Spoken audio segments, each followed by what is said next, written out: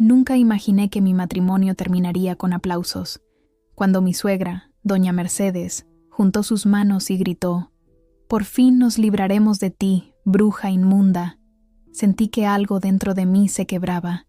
Había entregado 8 años de mi vida a esta familia, años de sacrificio, compromiso y silenciosa resistencia. Pero allí parada, observando su sonrisa triunfal, comprendí que ella siempre había estado esperando este día. El eco de sus palabras rebotó por las paredes de la casa colonial en Oaxaca, como si anunciara una victoria largamente esperada. Su voz, siempre cargada de ese falso acento refinado que utilizaba para presumir entre sus amigas del club de jardinería, ahora no ocultaba su verdadero sentir. A su lado, mi esposo, Alejandro, miraba fijamente el piso de terracota, negándose a encontrarse con mis ojos. Ese silencio me dolió más que cualquier insulto. Su cobardía era la traición definitiva. La sala, decorada con recuerdos de nuestra boda, fotografías que ahora parecían pertenecer a otra vida, se convirtió en el escenario de mi humillación. El jarrón que me había regalado mi abuela antes de morir seguía sobre la repisa, observando mudo esta escena final. Afuera, la plaza del pueblo continuaba con su rutina. Los vendedores ambulantes pregonando sus mercancías, niños corriendo, la vida siguiendo su curso mientras la mía se desmoronaba. «Mírame cuando te hablo, Lucía», exigió doña Mercedes, acercándose hasta que pude oler su perfume empalagoso. Siempre supe que no eras suficiente para mi hijo. Una maestra de primaria sin apellido, sin conexiones. ¿Qué podías ofrecerle a los Montemayor? Cada palabra estaba calculada para herirme donde más me dolía. Mi origen humilde había sido siempre su arma favorita. No importaba cuántos títulos universitarios obtuviera, cuántas horas dedicara a la fundación familiar o cuánto intentara complacerla. Yo siempre sería la intrusa, la que no pertenecía a su círculo. Alejandro seguía inmóvil, como una estatua de sal. Su silencio me confirmaba lo que siempre había sospechado. Él nunca me defendería. No lo había hecho durante los 8 años de matrimonio. ¿Por qué esperaba que lo hiciera ahora? Las lágrimas amenazaban con traicionarme, pero me negué a darle esa satisfacción. Respiré profundo, recordando las palabras de mi madre. Una mujer digna no se derrumba ante quienes no merecen sus lágrimas. Empecé a caminar hacia nuestra habitación para recoger mis cosas, pero antes de que pudiera dar 3 pasos, doña Mercedes levantó su barbilla con ese gesto que había llegado a temer a lo largo de los años. «¿A dónde crees que vas? No pienses que saldrás de esta casa sin pagar lo que debes», declaró con una frialdad que congelaría el desierto de Sonora. «Cada peso que gastamos en ti, cada centavo que invertimos en tus caprichos, todo está anotado, querida». Me detuve en seco. ¿Mis caprichos? ¿Los cursos de actualización docente que pagué con mi propio sueldo? ¿La ropa sencilla que compraba en el mercado local mientras ella derrochaba en boutiques de Ciudad de México? «Deberías agradecernos la oportunidad que te dimos», continuó, saboreando cada palabra como si fuera un dulce de cajeta. «Te sacamos de tu pueblucho, te introdujimos en la sociedad, ¿y así nos pagas? ¿Abandonando a mi hijo cuando las cosas se ponen difíciles?» Las cosas difíciles a las que se refería era descubrir a Alejandro con otra mujer, la hija de uno de sus socios. No una aventura pasajera, sino una relación de años que todos en la familia conocían. Todos, excepto yo. Sentí una risa amarga formarse en mi garganta. Esperaba que me fuera con la dignidad hecha pedazos y los bolsillos vacíos. Casi me reí de lo poco que me conocía después de tanto tiempo compartiendo el mismo techo. La miré directamente a los ojos, sintiendo algo frío y firme asentarse en mi pecho. Ya no era la joven ingenua que cruzó por primera vez el umbral de esta casa con ilusiones y esperanzas. Esa Lucía había muerto poco a poco, con cada desplante, cada comentario hiriente, cada traición silenciosa. En su lugar quedaba una mujer que ya no tenía nada que perder. Y una mujer sin miedo es lo más peligroso que puede enfrentar alguien como doña Mercedes Montemayor. La miré fijamente, sintiendo una calma extraña reemplazar mi angustia inicial. «¿Está segura de que quiere hablar de deudas, doña Mercedes?», pregunté con una voz tan serena que me sorprendió a mí misma. Su sonrisa burlona vaciló por un instante. Alejandro levantó la cabeza, finalmente consciente de que algo estaba cambiando en el aire entre nosotras. El reloj de péndulo que su familia presumía haber traído de España en el siglo XIX Marcaba cada segundo con un tic-tac que parecía amplificarse en el silencio que siguió a mi pregunta. Durante años, había mantenido registros meticulosos, no por desconfianza inicial, sino por necesidad que fue creciendo con el tiempo. Cada vez que ella había pedido dinero prestado suplicándome que no se lo dijera a su hijo. Cada ocasión en que había cubierto sus facturas vencidas para proteger el apellido Montemayor y su posición en la sociedad oaxaqueña.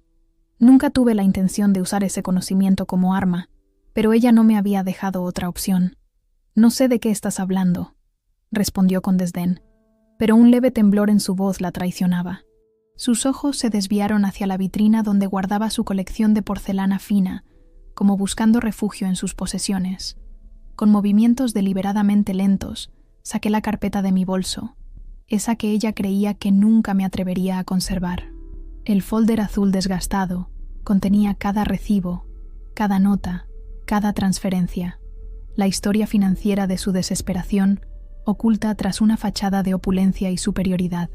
El 15 de marzo de 2018, comencé, sacando el primer documento. Préstamo de 40,000 pesos para pagar las deudas del casino que ocultaba a don Ramón. Me juró devolverlo en 2 semanas. Doña Mercedes palideció.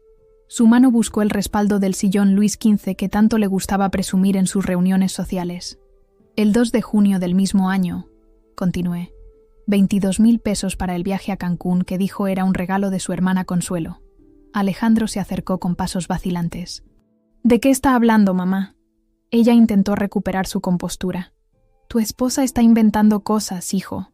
Ya sabes cómo es la gente de su clase cuando se sienten acorralados.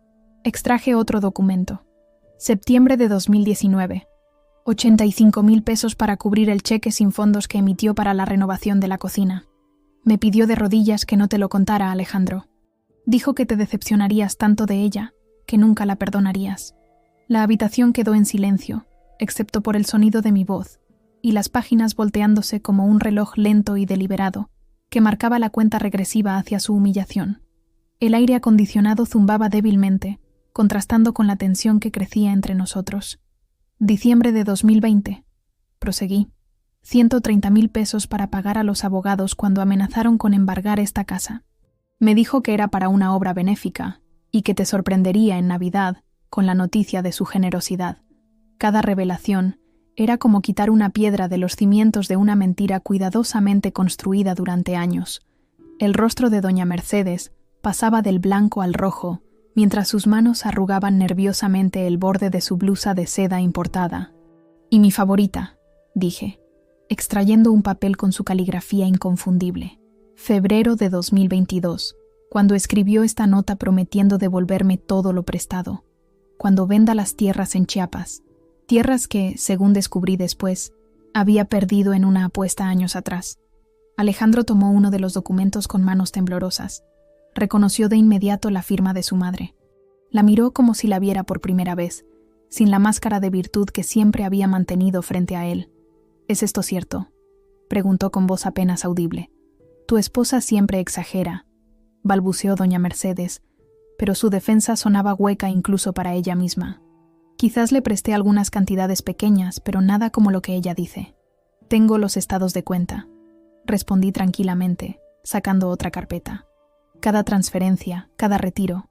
Las fechas coinciden perfectamente con los momentos en que milagrosamente salvaste la situación familiar, sin explicar de dónde venía el dinero.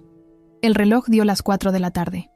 Afuera se escuchaba la campana de la iglesia de Santo Domingo, marcando la hora como lo había hecho durante siglos, indiferente a los dramas humanos que se desarrollaban bajo su sombra.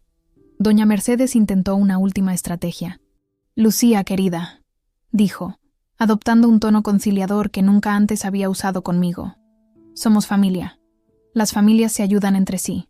Cualquier dinero que te pedí prestado era para el beneficio de todos, incluyéndote a ti. ¿Como cuando usó mi dinero para pagar el viaje de Alejandro con Claudia Serrano a Valle de Bravo?», pregunté, y vi la sorpresa en los ojos de mi esposo. Sí, también sabía de eso. La reservación llegó a mi correo por error. La revelación flotó en el aire como polvo en un rayo de sol. Doña Mercedes había financiado las infidelidades de su hijo con mi propio dinero. Dinero que había ganado dando clases extra los fines de semana para contribuir a lo que creía era nuestro futuro juntos. Alejandro se desplomó en el sofá, cubriendo su rostro con las manos. No supe interpretar si era vergüenza, culpa o simplemente la incomodidad de verse expuesto. Todo suma más de 1.200.000 pesos, concluí, cerrando la carpeta. Mucho más que la pequeña suma que me está exigiendo ahora.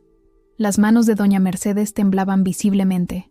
Toda su pose aristocrática se había desvanecido, revelando a la mujer desesperada que siempre había existido detrás de la fachada.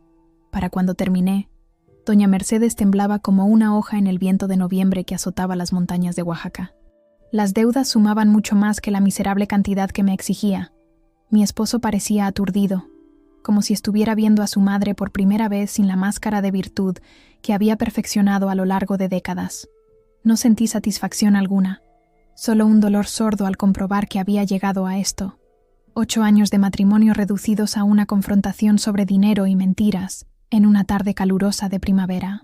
«Esto es absurdo», intentó decir ella, pero su voz carecía de la autoridad que solía imponer en cada rincón de la casa.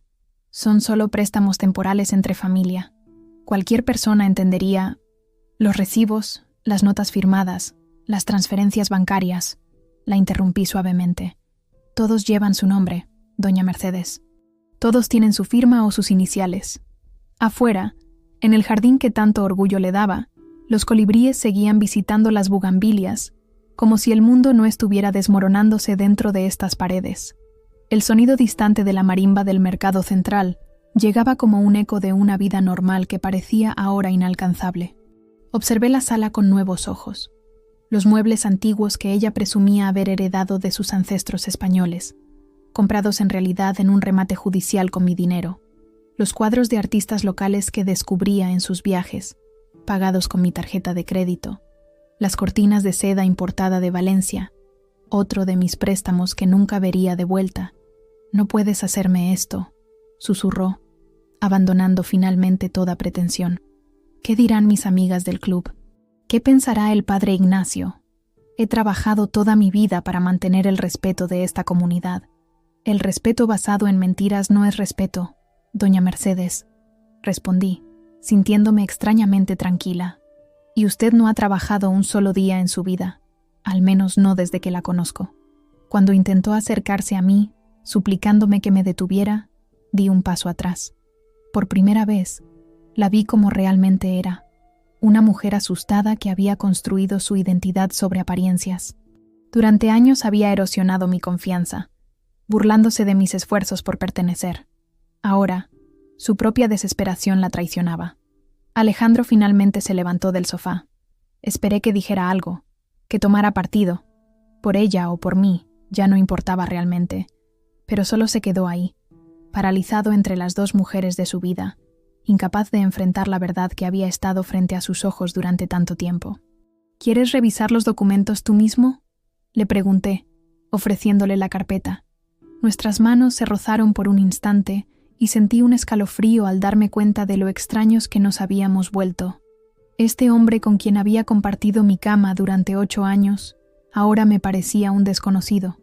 No respondió, solo cubrió su rostro con las manos, como si ocultarse de la verdad pudiera borrarla. El reloj marcó otra hora. Las sombras en la habitación se alargaron, proyectando figuras distorsionadas en las paredes color terracota. «Nunca creí que llegaríamos a esto», murmuró finalmente. «Yo tampoco», admití. «Pero aquí estamos». Doña Mercedes aprovechó ese momento para intentar recuperar el control. «Alejandro, hijo mío, no puedes creer estas mentiras. Tu esposa siempre ha estado celosa de nuestra relación. Está manipulándote». La miré con algo parecido a la compasión. Ni siquiera en este momento podía abandonar su estrategia de dividirnos, de posicionarse como la víctima. «Los números no mienten», dije simplemente. «Y usted firmó cada documento». Me dirigí hacia el pasillo que conducía a nuestra habitación. Necesitaba recoger mis cosas y salir de allí antes de que la poca serenidad que había logrado reunir se desvaneciera por completo. Las fotografías familiares que adornaban el corredor parecían burlarse de mí.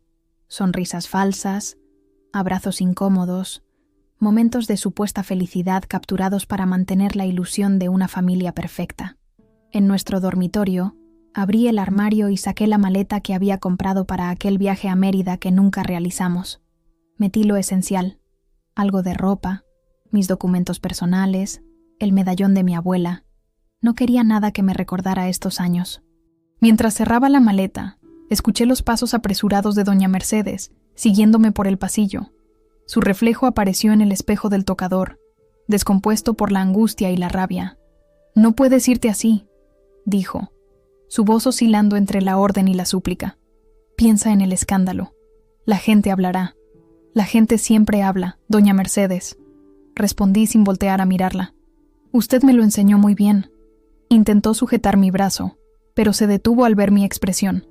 Por primera vez en 8 años, vio en mis ojos algo que nunca había estado allí antes, una determinación inquebrantable. Ya no era la joven insegura que había llegado a esta casa buscando aprobación. Esa mujer había desaparecido poco a poco, erosionada por las pequeñas crueldades cotidianas. «Si te vas ahora, no habrá vuelta atrás», amenazó, recuperando algo de su antiguo tono autoritario. «Alejandro no te perdonará este numerito». Casi sonreí ante lo absurdo de su afirmación. ¿Perdonarme a mí? Después de sus engaños, su complicidad con las mentiras de su madre, su cobardía.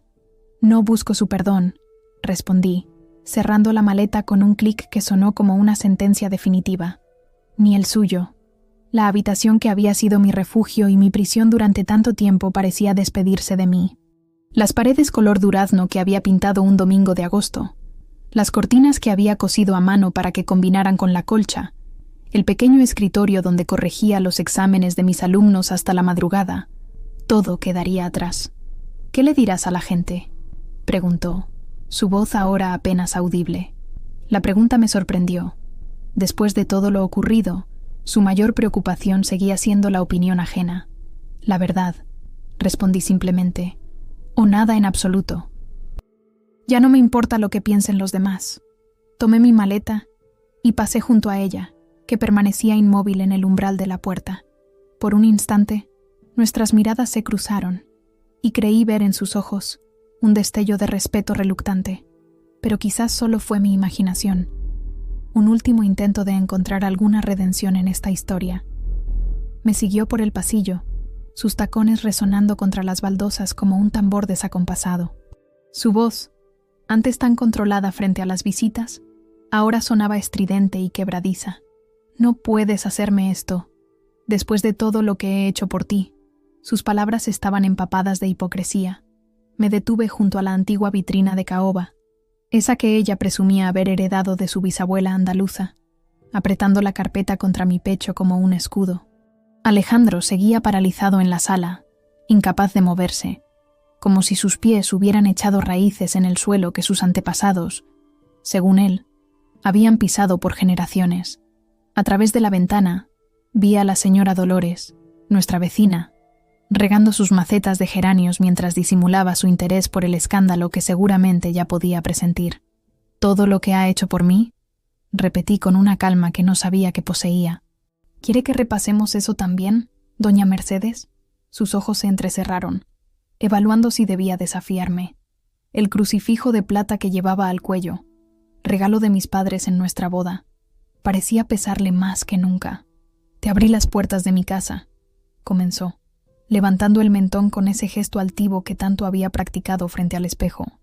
«Te permití formar parte de una familia respetable. Te presenté en sociedad. Me abrió las puertas de una casa que yo ayudé a mantener». La interrumpí suavemente. «Una familia donde nunca fui más que la intrusa. Una sociedad que me miraba por encima del hombro mientras susurraba a mis espaldas». Los retratos familiares que adornaban el pasillo parecían observarnos. Rostros serios de ancestros inventados, fotografías arregladas de celebraciones donde mi sonrisa siempre parecía fuera de lugar. 8 años de intentar encajar en un rompecabezas cuyas piezas habían sido cortadas para excluirme. «Le recuerdo», dije mientras abría la carpeta, «aquella vez que pidió prestado para pagar la hipoteca atrasada y juró devolverlo en un mes. Han pasado 8 años y no ha regresado ni un centavo». Su rostro se contrajo. Las arrugas que tanto intentaba disimular con cremas importadas ahora se marcaban profundamente alrededor de sus ojos y boca. Le recuerdo la noche que me llamó llorando porque estaban a punto de cortar la electricidad y gasté mi salario completo para mantener las luces encendidas, la misma semana que me criticó por comprarme un vestido demasiado ordinario para la fiesta de Navidad de su club. El aire se había vuelto denso entre nosotras. El aroma de los jazmines del patio se mezclaba con el perfume caro de doña Mercedes, creando una atmósfera asfixiante. Afuera, el sol comenzaba a descender, proyectando sombras alargadas a través de las ventanas con vitrales que ella había insistido en instalar para dar categoría a la casa. También recuerdo, continué, mi voz bajando hasta casi un susurro, cuando tuve que vender las joyas que heredé de mi abuela para pagar las deudas de juego de Alejandro. Usted me juró que era la última vez, que él estaba cambiando. Alejandro apareció entonces en el pasillo, su rostro pálido como la cera de las velas de la catedral. Nunca lo había visto así, despojado de su habitual arrogancia, vulnerable como un niño descubierto en una mentira. Lucía, comenzó, pero levantó mi mano para detenerlo. No, Alejandro. Ya tuviste 8 años para hablar. Ahora es mi turno. La expresión de doña Mercedes cambió. La furia inicial dio paso al miedo, y luego a algo que nunca había visto en ella. Súplica. Se acercó, intentando tomar mi brazo. Por favor, Lucía, no hagas esto. Podemos arreglarlo. Familia es familia. Me aparté suavemente. La familia no se trata de apellidos ni de apariencias, doña Mercedes. Se trata de respeto, de apoyo, de honestidad. Ninguna de esas cosas encontré aquí. El golpe final fue suave, casi tierno. Le dije que no estaba pidiendo que me devolviera el dinero. Solo quería que entendiera que nunca había sido su carga.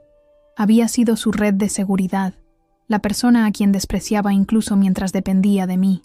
Por primera vez en nuestra relación, no tuvo nada que decir.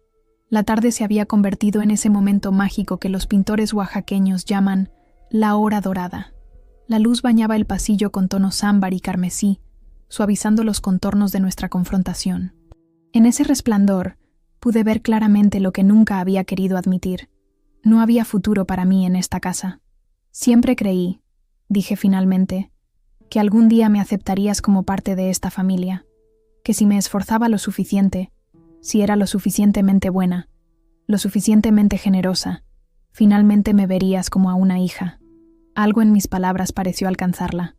Por un instante fugaz, creí ver vergüenza en sus ojos, pero rápidamente su expresión se endureció, como si admitir cualquier error fuera una debilidad imperdonable.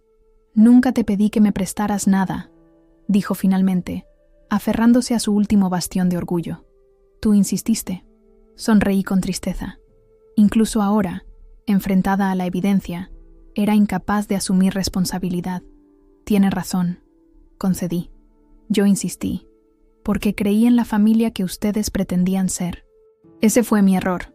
Alejandro dio un paso hacia mí, su mano extendida en un gesto tardío de reconciliación. Lucía, por favor, podemos hablar de esto. No tomes decisiones apresuradas. ¿Apresuradas? La palabra casi me hizo reír. He estado tomando esta decisión durante 8 años, Alejandro. Solo que no lo sabía. Tomé mi maleta y me dirigí hacia la puerta principal. Las campanas de la iglesia de Santo Domingo repicaban a lo lejos, marcando el fin de otra jornada. Para mí, marcaban el fin de una vida y el comienzo incierto de otra. Si sales por esa puerta, la voz de doña Mercedes me alcanzó. No serás bienvenida de regreso. Me detuve con la mano en el picaporte. Tantas amenazas veladas a lo largo de los años, tantos ultimátums disfrazados de consejos. Esta vez, sin embargo, sus palabras no tenían poder sobre mí.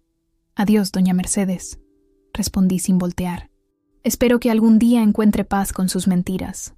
El sol poniente iluminaba el patio de entrada, haciendo brillar las bugambilias que yo había plantado el primer año de nuestro matrimonio. Habían crecido fuertes y hermosas, adaptándose a un suelo que inicialmente las rechazaba. A diferencia de mí, ellas habían encontrado su lugar. Salí a la calle con mi maleta, sintiéndome más ligera de lo que había estado en años. No era triunfo lo que me llenaba, sino alivio. La tensión constante, los resentimientos ocultos, las pequeñas humillaciones diarias, ya no tenían ningún poder sobre mí. El atardecer bañaba la plaza de Santo Domingo con una luz ambarina que hacía brillar las piedras centenarias. Vendedores ambulantes recogían sus puestos de artesanías, grupos de turistas tomaban las últimas fotografías del día, y parejas de enamorados comenzaban a ocupar las bancas bajo los laureles. La vida normal continuaba, ajena a mi pequeño terremoto personal. Me detuve un momento para respirar el aire fresco, mezclado con el aroma a chocolate caliente y pan recién horneado que salía de la cafetería de la esquina. Por primera vez en mucho tiempo, sentí que podía llenar completamente mis pulmones. La opresión que había estado presente en mi pecho durante años, tan constante que había olvidado su existencia, comenzaba a disiparse. No tenía un plan, realmente. Había estado tan concentrada en sobrevivir cada día dentro de esa casa que nunca me había permitido imaginar una vida diferente. ¿Dónde iría ahora? El dinero no era un problema inmediato. Tenía algunos ahorros que había mantenido en secreto, precisamente para un momento como este. Pero más allá de las próximas semanas, todo era un lienzo en blanco. Al llegar a la acera, miré hacia atrás una vez. Doña Mercedes estaba en la puerta, pálida y silenciosa como una aparición. Alejandro se asomaba detrás de ella, inseguro de si debía seguirme o quedarse. No esperé para ver qué elegiría. Algunas decisiones necesitan tomarse a solas. Un taxi amarillo pasaba en ese momento. Levanté la mano y el vehículo se detuvo junto a mí con un chirrido de frenos gastados. ¿A dónde, maestra?, preguntó el conductor, un hombre mayor con una sonrisa amable que me reconoció de la escuela donde enseñaba. Por un segundo me quedé sin palabras. ¿A dónde? Era una pregunta tan simple y tan compleja a la vez. Al Hotel Provincia, por favor, respondí finalmente, nombrando el pequeño hospedaje cerca del Zócalo que recordaba haber visto en mis paseos. Mientras el taxi se alejaba, sentí una extraña sensación de irrealidad. Las calles empedradas de Oaxaca, que había recorrido tantas veces, parecían diferentes ahora, como si las estuviera viendo a través de nuevos ojos. Los edificios coloniales con sus fachadas coloridas, las iglesias barrocas, los murales que contaban historias de resistencia y libertad, todo adquiría un nuevo significado. ¿Vacaciones, maestra?, preguntó el taxista, mirándome por el retrovisor. Sonreí. Algo así. Un nuevo comienzo. El hombre asintió como si entendiera perfectamente, aunque no había forma de que conociera mi historia.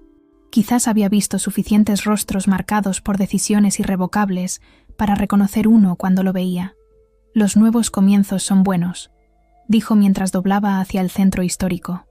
Mi esposa y yo empezamos de nuevo 3 veces. La última fue después del terremoto del 17. Perdimos todo, pero aquí estamos. Sus palabras simples contenían una sabiduría que me conmovió. Sí, aquí estábamos. A pesar de todo, el Hotel Provincia resultó ser exactamente lo que necesitaba. Un lugar modesto pero limpio, con paredes gruesas que prometían silencio y una pequeña terraza desde donde se veía el templo de Santo Domingo, iluminado en la noche. La recepcionista, una mujer joven con trenzas adornadas con listones coloridos, me entregó la llave de la habitación 12 con una sonrisa. ¿Cuántas noches se quedará con nosotros, señora? No estoy segura, respondí honestamente. ¿Podemos ir viendo día a día? Por supuesto, asintió ella. A veces es mejor no hacer planes demasiado rígidos. La habitación era sencilla pero acogedora. Una cama con colcha tejida a mano, un pequeño escritorio de madera junto a la ventana, un baño con azulejos talavera. Nada que ver con la opulencia falsa de la casa Montemayor, pero auténtica en su simplicidad. Dejé mi maleta en el suelo y me senté en la cama, sintiendo el cansancio de 8 años caer sobre mí de golpe. No lloré. Me sorprendió darme cuenta de esto. Había esperado que, una vez sola, las lágrimas vendrían como una tormenta largamente contenida, pero mis ojos permanecieron secos. Quizás había gastado todas mis lágrimas en silenciosos sollozos nocturnos a lo largo de los años. O quizás este no era un momento para llorar. Abrí la ventana y el sonido de la ciudad entró en la habitación. Música lejana de alguna celebración, voces de gente paseando, el ocasional claxon de un auto. Respiré profundamente el aire nocturno, dejando que reemplazara el aroma a gardenia del perfume de doña Mercedes, que parecía haberse impregnado en mi ropa. Mi teléfono sonó en mi bolso. Lo saqué y vi el nombre de Alejandro en la pantalla. Dudé un momento antes de silenciarlo y dejarlo a un lado. Lo que tuviera que decirme podía esperar. Esta noche era mía. Salí a la pequeña terraza y me serví un vaso de agua del jarrón de barro que habían dejado en la mesita.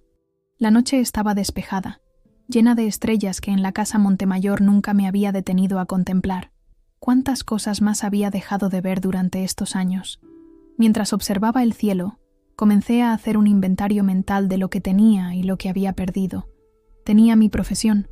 Seguiría enseñando en la escuela primaria Francisco Zarco, donde mis alumnos me esperarían el lunes con sus preguntas curiosas y sus sonrisas sinceras. Tenía mi título universitario y la maestría que había completado a pesar de las burlas veladas de doña Mercedes sobre tanta educación para simplemente limpiar narices mocosas. Tenía amigos, aunque pocos. La mayoría se habían alejado cuando me casé con Alejandro, incómodos ante el evidente cambio en mis circunstancias sociales. ¿Y qué había perdido? Un matrimonio que en realidad nunca había existido como yo lo imaginaba, una familia política que nunca me aceptó, una casa lujosa que nunca se sintió como un hogar. Pensándolo bien, quizás no había perdido tanto después de todo. Sabía que los próximos meses serían difíciles. El divorcio, reconstruir mi vida desde cero, enfrentar los inevitables chismes del pequeño círculo social oaxaqueño. Pero también sabía que ya no estaría encadenada por su desprecio. Por primera vez desde que crucé el umbral de la casa Montemayor como novia ilusionada, me sentía verdaderamente libre. La libertad, descubrí esa noche, no siempre llega como la imaginamos. No fue un momento glorioso de triunfo, con música de fondo y aplausos. Fue un momento quieto, en una habitación sencilla de hotel, mirando las estrellas sobre una ciudad antigua. Fue darme cuenta de que el peso que había estado cargando durante tanto tiempo ya no estaba ahí. Días después, comenzaron las llamadas. Primero fue Carmen, mi única amiga que había sobrevivido a mi matrimonio con Alejandro. Luego Matilde, la secretaria de la escuela. Después la directora, preocupada porque doña Mercedes había aparecido en la institución haciendo un escándalo sobre la ingratitud de la maestra Lucía. Para el miércoles, mi teléfono no dejaba de sonar. Alejandro quería verme, hablar, disculparse. Decía que no sabía cuánto me debía su madre. Escuché en silencio, sin voluntad para suavizar su culpa. Él había elegido su bando mucho antes de aquel día final. Nunca pensé que llegaríamos a esto, dijo durante una de sus llamadas, repitiendo las mismas palabras vacías del día de mi partida. ¿A qué te refieres exactamente con esto?, pregunté, sentada en la terraza del hotel donde llevaba ya una semana. Frente a mí, la plaza bullía de vida. Niños persiguiendo palomas, ancianos jugando dominó, turistas maravillados por la arquitectura colonial. ¿Al momento en que dejé de fingir que no veía tus engaños? ¿O al momento en que tu madre mostró quién es realmente? Su silencio fue revelador. Ni siquiera ahora podía enfrentar la verdad directamente. «Podemos arreglarlo», insistió finalmente. «Mamá está dispuesta a reconocer lo que te debe». Casi me reí. Después de todo, seguía sin entender. «No se trata del dinero, Alejandro». «Entonces, ¿de qué?» Su genuina confusión me confirmó lo que ya sabía. Habíamos vivido en mundos completamente diferentes, incluso compartiendo el mismo techo. «De respeto», respondí simplemente. «De honestidad. De no tener que ganarme cada día el derecho a estar en mi propia casa».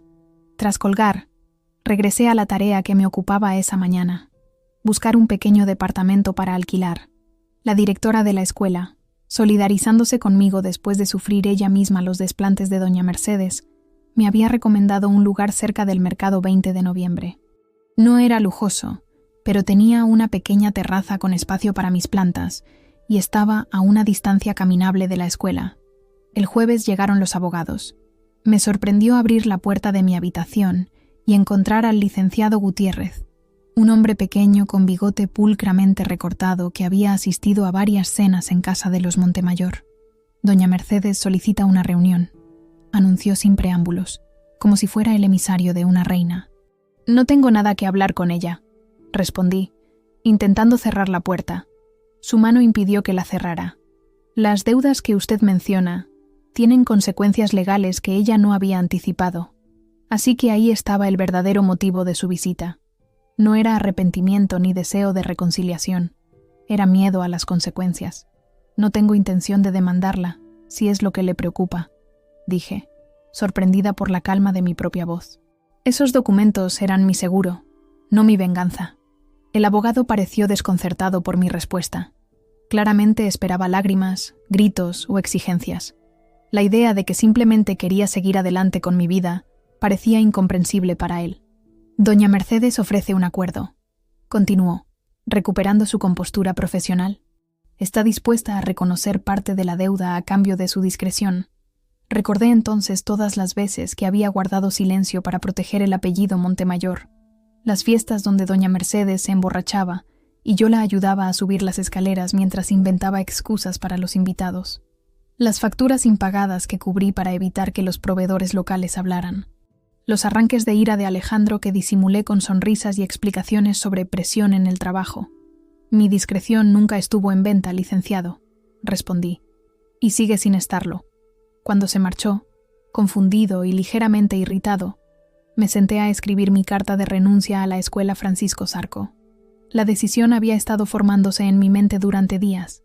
Necesitaba un nuevo comienzo, lejos de los susurros y las miradas de compasión. Mi prima Elena llevaba años insistiéndome para que la visitara en Mérida. Quizás era el momento de aceptar su invitación. El fin de semana, mientras empacaba las pocas pertenencias que había acumulado en el hotel, recibí la visita más inesperada. Claudia Serrano, la amante de Alejandro, estaba parada frente a mi puerta, alta, elegante, con ese aire de seguridad que solo da el dinero heredado. La había visto en fotografías y en alguna ocasión a distancia, pero nunca habíamos hablado. ¿Puedo pasar?, preguntó con una voz más suave de lo que había imaginado. La dejé entrar, curiosa por lo que podría querer decirme. Se sentó en la única silla de la habitación, acomodando su falda de diseñador con un gesto automático. «Supongo que me odias», comenzó, mirándome directamente. «En realidad no», respondí sinceramente. «No te conozco lo suficiente para odiarte». Mi respuesta pareció sorprenderla. Esperaba rabia, celos, quizás incluso una escena dramática. En cambio, encontró a una mujer cansada empacando sus libros en cajas de cartón. «Alejandro me dijo que te ibas de Oaxaca». Asentí. «Mérida. Tienen un buen sistema educativo y necesitan maestras». Nos quedamos en silencio un momento, el sonido de la ciudad entrando por la ventana abierta. La campana de Santo Domingo marcó las 3 de la tarde. «Quería que supieras», dijo finalmente, «que yo no sabía sobre el dinero, lo del viaje a Valle de Bravo y lo demás».